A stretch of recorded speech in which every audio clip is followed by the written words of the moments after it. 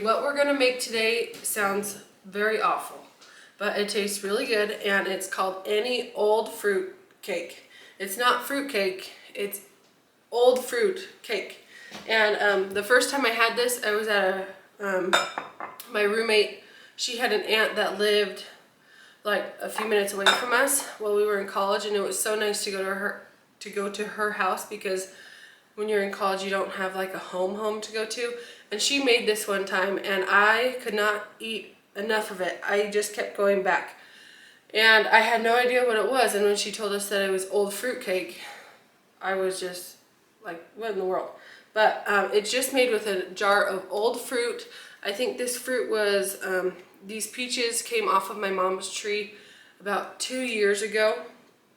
And so just because she has so many peaches, we don't eat them up as fast as we can, because in the summertime we eat as much as we can and then you get kind of tired of it. And so we still have these peaches that we're going to make into cake today.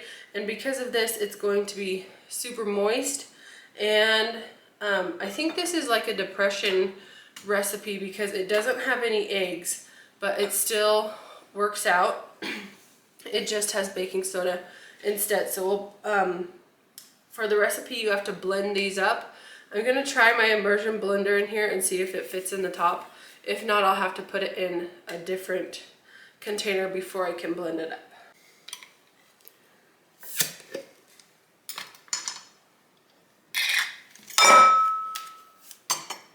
I might regret this. Who knows?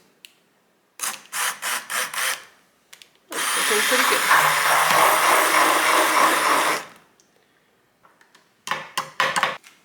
Okay, now that that's blended up, I'm just going to put it off to the side, and I'm going to get all my dry ingredients in here.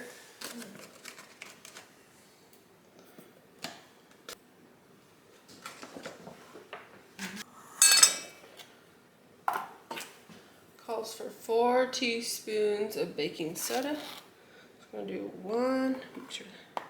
one tablespoon and a teaspoon. And then cinnamon and nutmeg. The recipe says that instead of cinnamon and nutmeg, you can do 3 teaspoons of pumpkin pie spice instead. But I'm just going to do the cinnamon and nutmeg.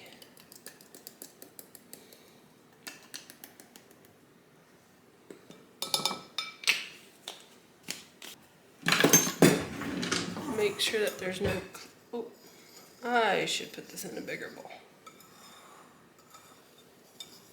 I'm gonna go get a bigger bowl.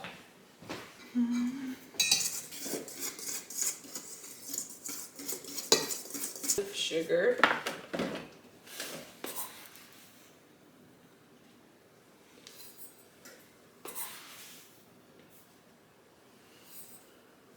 When I can peaches, I try not to do the heavy syrup. I just try to do like a light syrup because I don't know, we don't need all that added sugar with our peaches because they're already sweet anyway. So this is probably a light syrup. I didn't mark it, but that's just typically what I do. So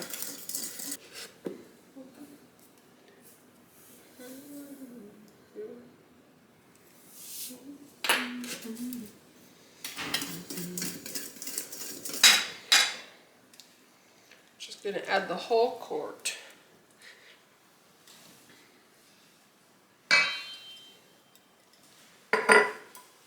And then 1 cup of oil.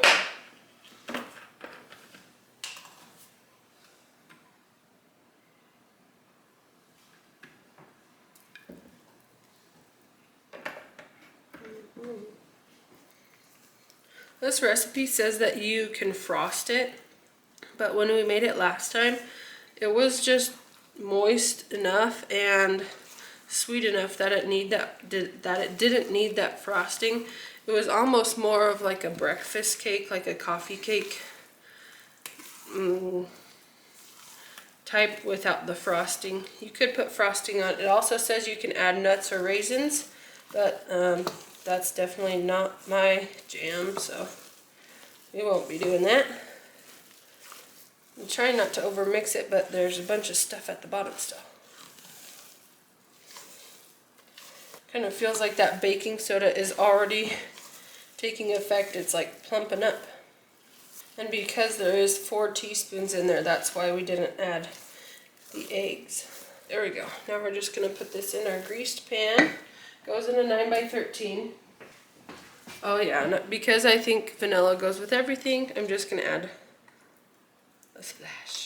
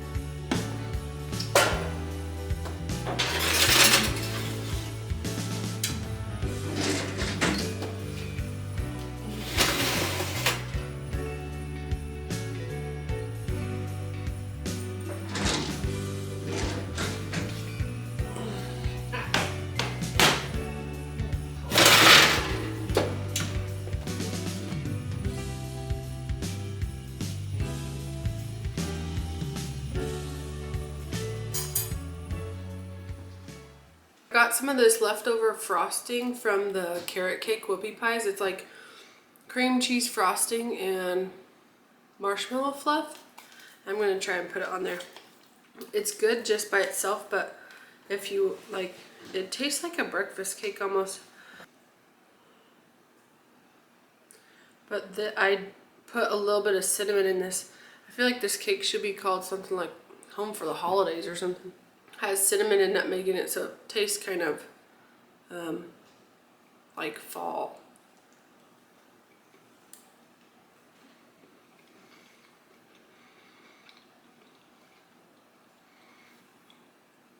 You can't actually taste the peach very much. It's just sweet. You can make this with basically any can of fruit, but this is peaches, and I know that it's been made with pears before too.